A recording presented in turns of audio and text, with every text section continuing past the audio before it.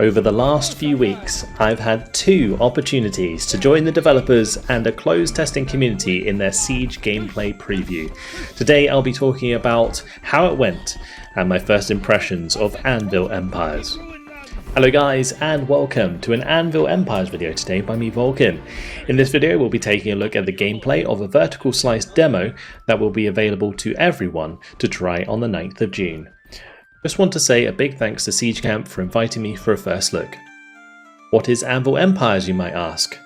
The closest example of a game you might know is Foxhole, but there are many differences, such as time period, mechanics, and the open world potential.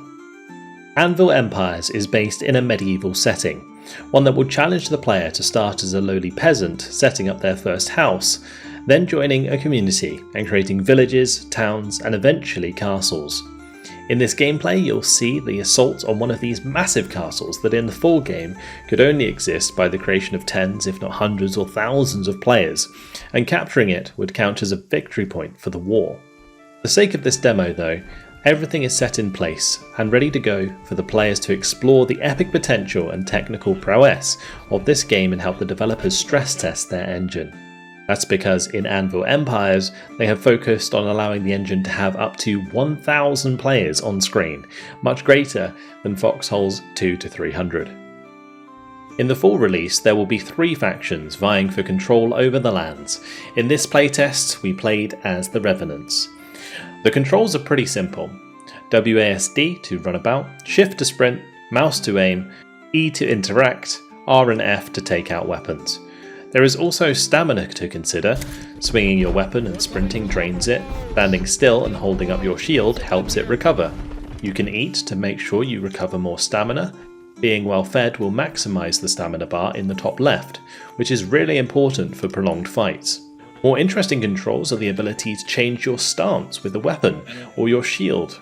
X, for example, will change your shield from being held in front to overhead. This can help protect your allies from incoming arrows, whereas if you switch back to being in front, you can join with others to create a shield wall, making the shield more effective. Changing weapon stance with a sword, for example, switches from a wide swing to a stab attack, which is useful to choose between when you are in open or confined areas. For a bow, you can use it to shoot up to the walls, with an arcing attack instead of a default direct attack. Just be careful because ranged weapons do have friendly fire, as I found out after being hit by a friendly catapult. Just a side note, the bow could only be used with light armour, which implies some weapons will have limitations in future when it comes to armour weapon combinations. Now to siege equipment. Siege equipment requires teamwork. The players must work in unison to move equipment. For example, to move forward, all must hold W, and back, all hold S. For turning, one side will go forward, holding W, and the other going back, holding S. With a ram, you might want to all sprint at the same time to push it hard into enemy defences. And whilst this is a really cool mechanic, it's certainly going to create some amusing moments when people are trying to coordinate. No, just back, full back. All defences can be destroyed, and over time, catapults can take out large sections of walls and towers. The only structure that cannot be destroyed is the original keep. In the playtest, the battle ends when the attacking side either captures the keep or they run out of time. In the full game, the battle won't stop until the players determine, run out of resources, or victory conditions of the overall war are met. An example of this is if the keep was the last objective that was required to finish the war. In their tests, the developers reckon that these large-scale organised battles would occur every 1 or 2 days, but obviously this can change and is completely determined by the players. So having covered most of what you can expect in the Siege demo, I also wanted to talk a little bit about extra features that were explained to us by the developers that are work in progress for the full release. The first is weather. During one siege I played, it did start raining, and the developers stated that weather will affect overall gameplay. Oh, it looks like it started raining. That's interesting. That was completely not planned. Yeah. An example they gave is the spring rains, which would help farming, whilst in the winter the cold would be a detriment, not just to the crops, but also the player, who could take damage if they're not wearing the right clothes.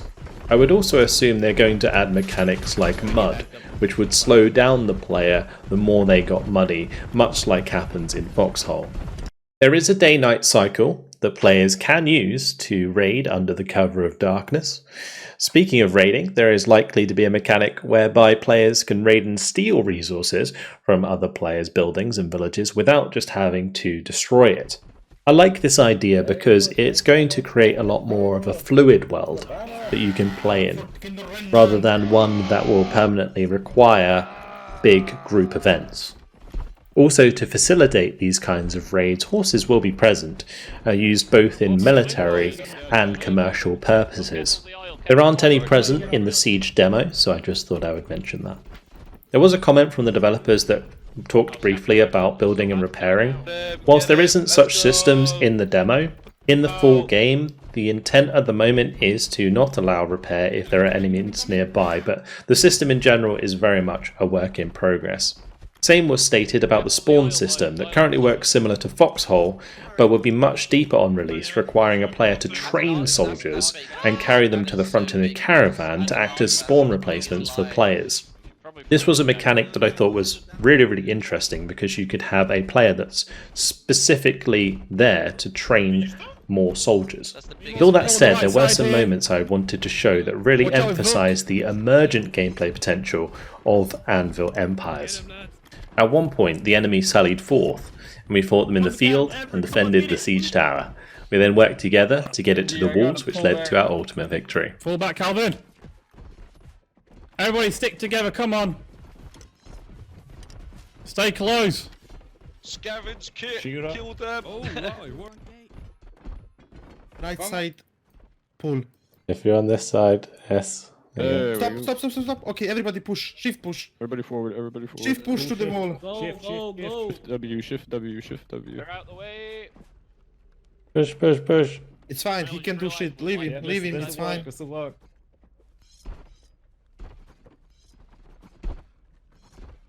Nice. Boom, good job, guys. Nice. Yeah, don't get too close together. We're like ants. We need to from the from the gate to open it. Hey, fucking Shake. Come here, you little fuck. You're gonna get chopped up. get him. I tank those. You're getting shivved, mate. You're getting shivved up. Don't come to these ends.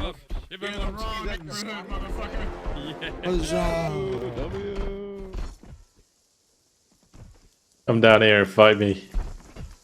I would, but it doesn't let me climb back on ladders. In another, I ended up in an honourable 1v1 that was inevitably disrupted by a third player. Let's go. For the agents. Yeah! I'm too fast.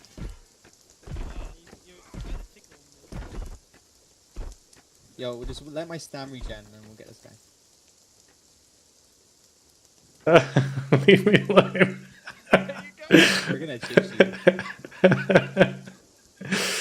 are you going? Don't give up on me, chase this guy. My stamina. Finally, a Forge Out was completely surrounded and fought valiantly until the bitter end.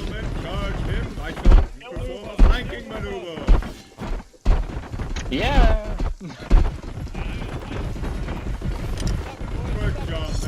Shit, take over one.